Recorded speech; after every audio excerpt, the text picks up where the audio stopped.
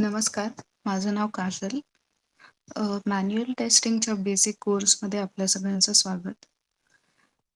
Actually ह्या कोर्सेसची series मी इंग्लिशमध्येच बनवणार होते, पण माझी एक फ्रेंड आहे अ, सुजाता, जिने मला सजेस्ट केलं, की खूप सारे मराठी स्टुडंट्स आहेत किंवा मराठी वर्किंग प्रोफेशनल्स पण आहेत, ज्यांना इंग्लिशमध्ये कन्सेप्ट्स अंडरस्टँड करायला प्रॉबॅबली डिफिकल्ट जाऊ शकतं.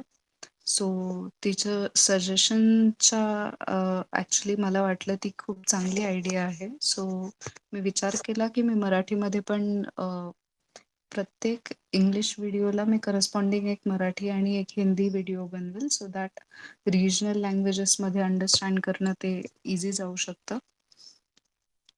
अ, जरी आपली ही video tutorial series I mean मराठीमध्ये असणार आहे, तरी पण बेसिक कन्सेप्ट्स आहेत किंवा ज्या काही टेक्निकल टर्मिनॉलॉजीज आहेत, त्या टर्मिनॉलॉजीज इंग्लिशमध्येच एक्सप्लेन केल्या जातील. फक्त ओव्हरऑल जो फ्लो आहे, तो मराठीमध्ये मी एक्सप्लेन करेल. सो सॉफ्टवेअर टेस्टिंगची बेसिकली गरज काय असते किंवा सॉफ्टवेअर टेस्टिंग का करतात हे समजणं खूप जास्त इम्पॉर्टंट आहे. ॲक्चुअली सॉफ्टवेअर टेस्टिंग इम्प्लिमेंट करायच्या आधी किंवा परफॉर्म करायच्या आधी. सो ती गरज समजल्यानंतरच आपल्याला समजेल की ते किती इम्पॉर्टंट आहे किंवा गरजेचं आहे. तर सॉफ्टवेअर टेस्टिंगमध्ये बेसिकली आपल्याकडे जे वेगळे-वेगळे सॉफ्टवेअर्स असतात, तर त्यांना कस्टमरकडून काही रिक्वायरमेंट्स असतात किंवा काही गरजा असतात, ज्याचा अभ्यास करून अकॉर्डिंगली सॉफ्टवेअर डेव्हलप केलं जातं. सो त्या काही रिक्वायरमेंट्स असतात, त्यांच्या बेसिसवर सॉफ्टवेअर टेस्टिंग केलं जातं. आता हे जर नाही केलं, तर त्याचा काय परिणाम होऊ शकतो, हे मी काही एक्झाम्पल्स देऊन सांगते. एक सीटी स्कॅनसाठी मशीन बनवण्यात आली होती, जिचं टेस्टिंग एवढं थरोली झालं नव्हतं किंवा खूप डिटेलमध्ये त्याचं टेस्टिंग केलं गेलं नव्हतं. ज्यावेळी ते मशीन करण्यात आलं, ज्या लोकांनी त्या मशीनने सीटी स्कॅन ज्यांच्यावर केलं गेलं, काही कालांतराने असं दिसून आलं, की त्या लोकांना कॅन्सर झाला आहे आणि ज्यावेळी या गोष्टीचा डिटेलमध्ये अभ्यास केला, त्यावेळी असं लक्षात आलं, की त्या मशीनमधले जे काही रेडिएशन्स होते किंवा जे काही रेज होते त्याच्यातनं पास होणारे, हे खूप हार्मफुल होते आणि हे आधी डिटेक्ट न झाल्यामुळे त्या लोकांना कॅन्सर झाला. सो हे एक एक्झाम्पल आहे. दुसरं उदाहरण बघायचं झालं तर आपण ऑनलाईन बँकिंगचे वेगळे-वेगळे ॲप्लिकेशन्स पण वापरतो. Google Pay वापरतो किंवा अजून कुठले ॲप्लिकेशन्स वापरतो, ज्याने आपण पैसे ट्रान्सफर करतो किंवा आपण आपला बॅलन्स चेक करतो. आता अशा काही सॉफ्टवेअर्सचं टेस्टिंग व्यवस्थित झालं नाही आणि जर तुमच्या अकाउंटमधले पैसे तुम्ही काही न करता अचानक गहाळ झाले किंवा एखादं ट्रान्झॅक्शन करताय, तुम्ही एका अकाउंटमधून दुसरीकडे पैसे पाठवताय. तुमच्या अकाउंटमधून डिडक्ट झाले, पण त्या व्यक्तीपर्यंत पण गेले नाहीत आणि तुम्हाला काहीच ट्रॅक करता येत नाही, की ते पैसे गेले कुठे? तर अशा सगळ्या सिनॅरिओजमध्ये सॉफ्टवेअर टेस्टिंगचा खूप इम्पोर्टंट रोल आहे. कारण जर ते व्यवस्थित केलं गेलं नाही, तर खूप त्याचा ॲडव्हर्स किंवा वाईट परिणाम होऊ शकतो. जसं की फ्लाइट्सचे सॉफ्टवेअर्स असतात, की ज्याच्यामध्ये कधी बिघाड झाला अचानक, तर ती फ्लाइट क्रॅश पण होऊ शकते. ज्याच्यामध्ये जीवितहानी हानी पण होऊ शकते. सो अशा सगळ्या गोष्टींचा विचार केला तर सॉफ्टवेअर्स खूप वेगवेगळ्या मध्ये असतात आणि ते वेगवेगळ्या फील्ड्समध्ये किंवा क्षेत्रांमध्ये यूज केले जातात. तर हे खूप एक क्रिटिकल गोष्ट आहे किंवा खूप महत्त्वाची गोष्ट आहे. सो आपण पुढे बघूया. Software what is software? So सॉफ्टवेअरमध्ये कॉम्प्युटर प्रोग्राम्स असतात आपल्याला जे वेगवेगळ्या त्यामुळे टास्क्स कंप्लीट करता येतात. आता ह्याचे टाइप्स बघायला गेलं आपण तर सिस्टम सॉफ्टवेअर्स आहेत, प्रोग्रामिंग सॉफ्टवेअर्स आहेत आणि ॲप्लिकेशन सॉफ्टवेअर आहे. सिस्टम सॉफ्टवेअर म्हणजे की एखादी सिस्टम वापरण्यासाठी एखाद्याला युजर इंटरफेस करण्यासाठी किंवा त्या व्यक्तीला ती सिस्टम यूज करण्यासाठी काही सॉफ्टवेअर्स असतात. तर ते सिस्टम सॉफ्टवेअरच्या कॅटेगरीमध्ये मोडतात. फॉर एक्झाम्पल तुमचा फोन असेल, तर आपण आपला फोन यूज करू शकतो कारण की त्याच्यामध्ये ऑपरेटिंग सिस्टम इन्स्टॉल्ड आहे. मग ती Android असेल किंवा iOS असेल, त्याच्यामुळे आपण त्या मोबाईलबरोबर इंटरॅक्ट करू शकतो. सिमिलरली तुमच्याकडे पीसी असेल, तर त्याच्यामध्ये ऑब्व्हियसली Windows, Unix, Linux या ऑपरेटिंग सिस्टम्स असतात. मग त्याच्यामुळे आपण ती सिस्टम यूज करू शकतो. सो हे आहे सिस्टम सॉफ्टवेअर किंवा सर्वच युटिलिटीज पण असतात. प्रोग्रामिंग सॉफ्टवेअर्स म्हणजे असे सॉफ्टवेअर्स ज्यांचा वापर करून आपण प्रोग्रामिंग करू शकतो. मग आता तुम्ही जर प्रोग्रामिंगमध्ये ऑलरेडी काम करत असाल, तर तुम्ही कंपायलर्स, डिबगर्स आणि इंटरप्रेटर्स असे शब्द ऐकले असतीलच. कंपायलर्स आणि इंटरप्रेटरचं थोडक्यात माहिती द्यायची तर कंपायलर्स म्हणजे ते जो काही कोड आहे, तो कंपाईल करण्यासाठी तो अख्खा it picks it all at once. सगळा एकदमच ते कोड घेतं आणि इंटरप्रेटर एकेका लाईनने कोड घेतं. हा मेजर डिफरन्स आहे त्याच्यामध्ये.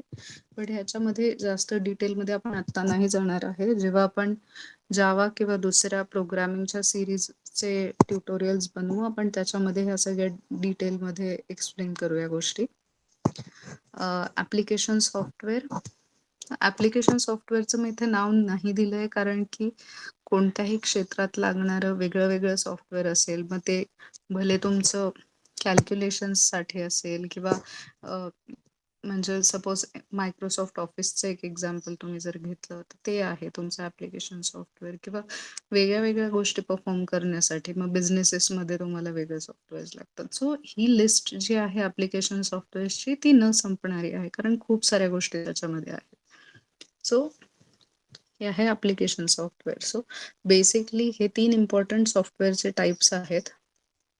आता सॉफ्टवेअर इंडस्ट्रीमध्ये गेल्यानंतर प्रॉडक्ट आणि प्रोजेक्ट ह्या 2 गोष्टी आपल्याला खूप फ्रिक्वेंटली ऐकायला मिळतात आणि त्या 2 गोष्टींमध्ये मेजर एकच डिफरन्स हा आहे, की प्रॉडक्ट म्हणजे एका स्पेसिफिक कस्टमरसाठी प्रॉडक्ट नाही बनवला जात. तर तो खूप साऱ्या कस्टमर्सने यूज करायला किंवा डिस्ट्रिब्युशन पर्पजला, की कोणीही जाऊन ते प्रॉडक्ट घेऊ शकतं आणि यूज करू शकतं. अशा टाइपसाठी जे बनवलेले असतात ते प्रॉडक्ट्स असतात.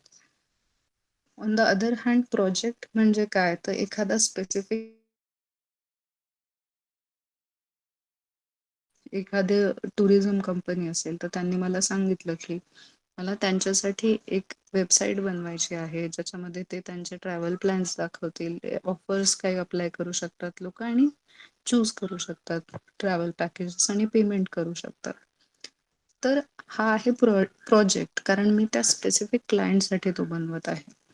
आता प्रॉडक्टचं एक उदाहरण घ्यायचं झालं तर मायक्रोसॉफ्ट ऑफिसच घ्या, की मायक्रोसॉफ्टने ते प्रॉडक्ट जे बनवलंय ज्याच्यामध्ये एक्सेल, वर्ड वगैरे सगळं आहे. तर हे त्यांनी एका स्पेसिफिक क्लायंटसाठी किंवा कस्टमरसाठी नाही बनवलं. त्यांनी हे प्रॉडक्ट बनवले, जे की कोणीही डाउनलोड करू शकतं त्यांच्या सिस्टमवर आणि यूज करू शकतं. तर हा मेजर डिफरन्स आहे प्रॉडक्ट आणि प्रोजेक्टमधला. क्वालिटी क्वालिटी म्हणजे की एखादी नॉर्मली आपण एक्झाम्पल घ्यायचं झालं तर चांगल्या क्वालिटीची गोष्ट आपण कशी म्हणतो, की जी टिकाऊ आहे, जी चांगली आहे, ज्याच्यामध्ये काही प्रॉब्लेम्स नाही मिळत आहेत आपल्याला. अशा सगळ्या गोष्टींनी आपण नॉर्मल गोष्टींची क्वालिटी ठरवतो. इथे मी सॉफ्टवेअर क्वालिटीबद्दल नाही बोलत.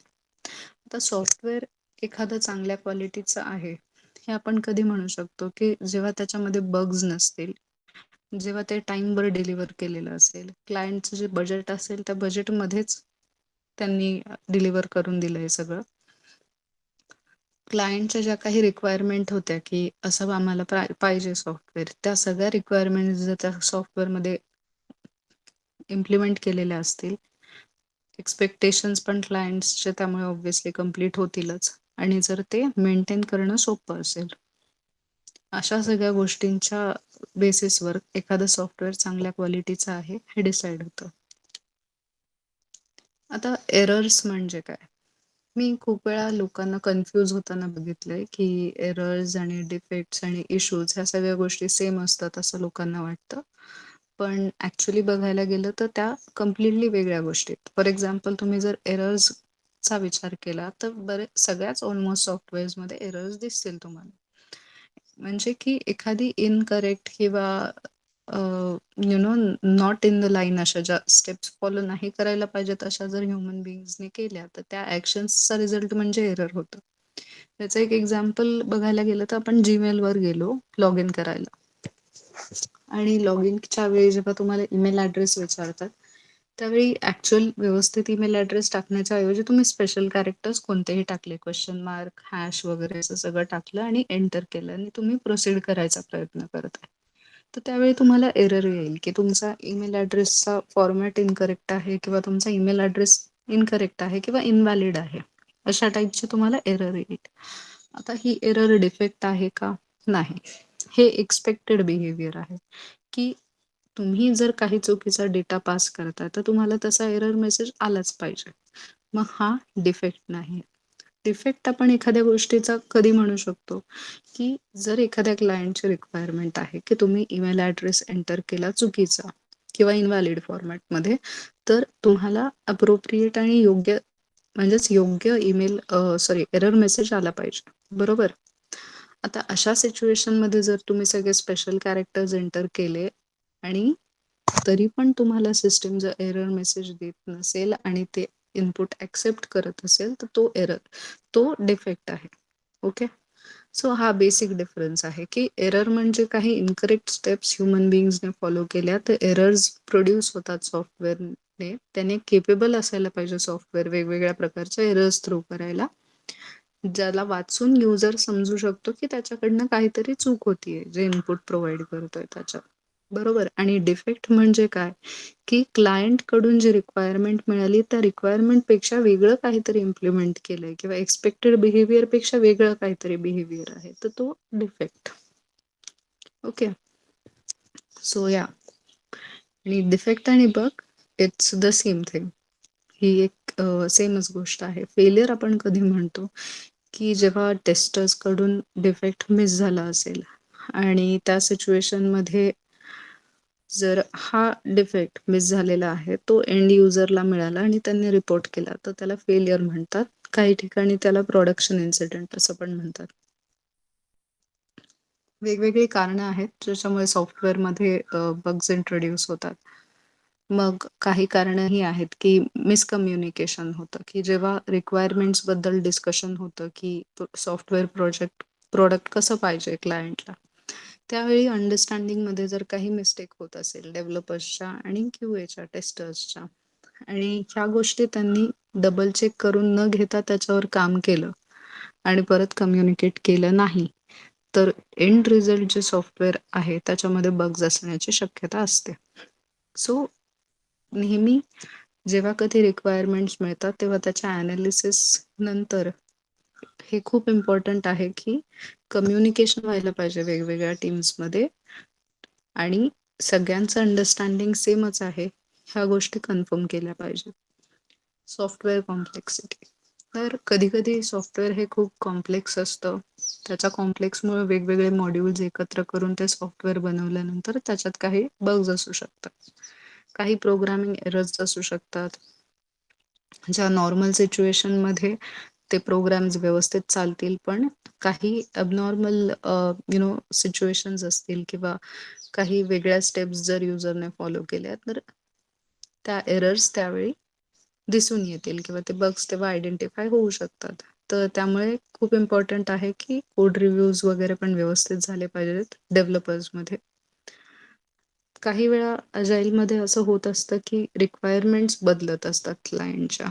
सो जेव्हा सगळं प्लॅनिंग झालेलं आहे ऑलरेडी आणि डेव्हलपर्सने काम चालू केलंय, तर रिक्वायरमेंट्स क्लायंटकडून ह्या बदलतायत सगळ्या. तर हे सगळे चेंजेस परत करायला असं कधी होऊ शकतं, की एखादी त्यातली रिक्वायरमेंट आहे जी चेंज होणार आहे किंवा एखादी फंक्शनॅलिटी क्लायंटला आता नको आहे. तर ती राहून गेली बाय मिस्टेक फ्रॉम डेव्हलपर. मग ह्यावेळी हा बगच आहे. तर ह्या बगचं रिझन हे पण असू शकतं, की रिक्वायरमेंट्स चेंज होत आहेत कंटिन्युअसली. ठीक आहे. आणि लॅक ऑफ स्किल्ड टेस्टर्स, की जर टेस्टर एखादा व्यवस्थित कीन नाहीये किंवा तेवढ्या कटाक्षाने तो ते सॉफ्टवेअर टेस्ट नाही करत आहे.